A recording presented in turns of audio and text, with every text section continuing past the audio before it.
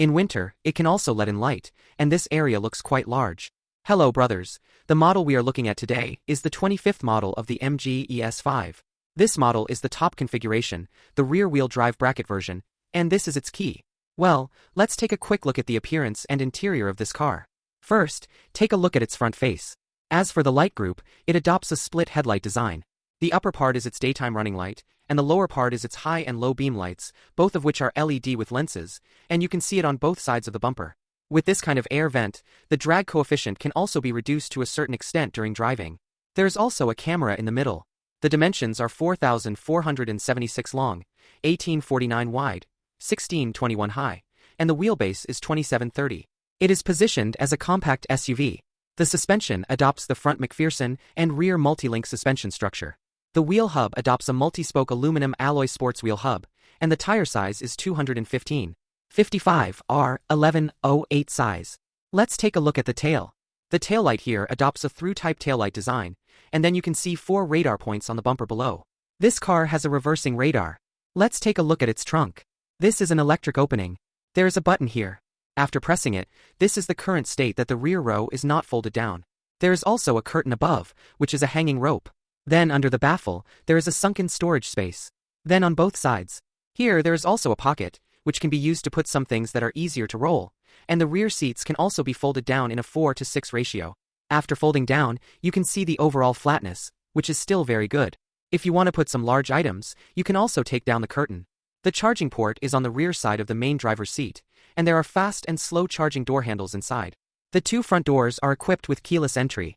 There is a button here, and the rear view mirror is also automatically folded with the car locked. Now let's go to its interior to see what's going on. The design style of the entire interior is a popular style for new energy vehicles now, this simple style. Then let's take a look at its workmanship. The steering wheel here uses a leather material, and some functional buttons are set on both sides, as well as voice recognition. Then its gear lever uses a handheld gear design, the upper part of the door panel.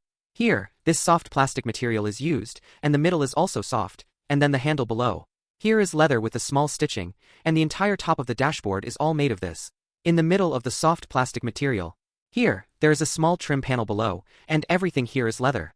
The central control screen uses a 15.6-inch 2.5K display screen. The overall clarity and smoothness of use are still very good. Then there are some functional software inside, which everyone can use. Then the air conditioning switch is controlled here below the central control, as well as the blow light, front windshield, and rear windshield, glass and double flash button, and then here you can put your mobile phone, and it supports wireless charging of mobile phones.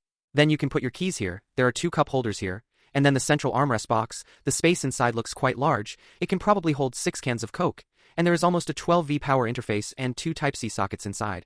Then he made a hollow treatment here below the central control. You can put a pair of shoes or a bag here. The seats are made of leather, and you can see that there are holes on them. The 2 front seats are heated, and the driver's seat is ventilated. The 2 sun visors are equipped with makeup mirrors and fill lights. There is also a glasses case in the middle, which is not carbon gray. There is also a handle on the co-pilot. The entire roof is a segmented skylight design with sunshades that can be opened. It is not exposed to the sun in summer, and can also let in light in winter. The area looks quite large. In terms of configuration, this top-end version has 6 airbags, and active braking, lane departure warning, lane keeping assist, 360-degree surround view, cruise control, reversing radar, and L2 level assisted driving are also available. Now, I adjust the front row to a normal driving posture. As we all know, I am 1.72 meters tall.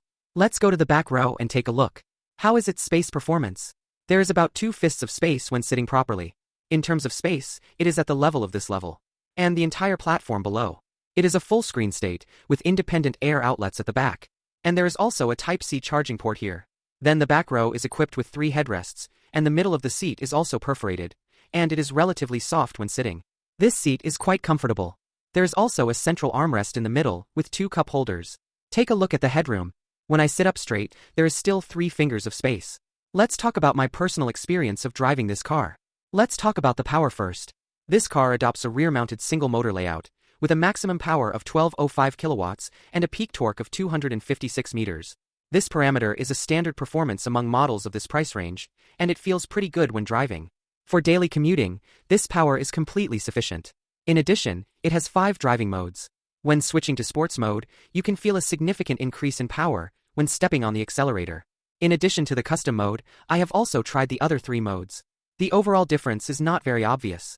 When accelerating, the throttle response is not as crisp and fast as the sports mode. The acceleration process is a more linear feeling. When the steering wheel is turned, I personally feel that the steering force is light. This time I drove on the urban road, so the speed is also not so fast. I don't know how it performs at high speed. Let's try it if we have a chance. In addition, the accuracy of its entire steering is still good.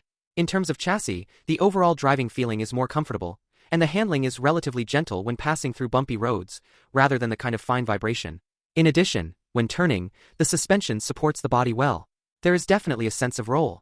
If I say there is no roll, I must be fooling you, but for an SUV that costs just over 100,000 yuan, this tuning level is quite good. You can also see it during the entire braking process.